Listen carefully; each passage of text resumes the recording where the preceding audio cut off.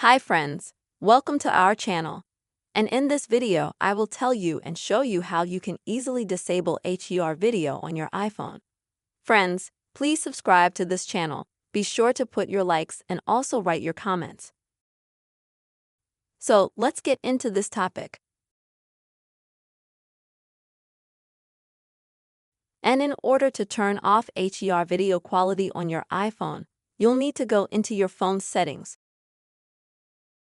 and then scroll down a little bit and find the camera app. Go to that, and here you'll need to go to the very first section, which is video recording. And next, if you imagine, here you might have a feature called HDR video.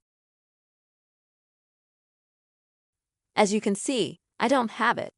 That's probably because I have an older model of iPhone, but on newer iPhone models, it's definitely going to be a feature.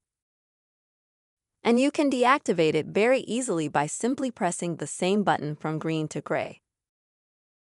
This is how you deactivate HDR video on your iPhone, friends.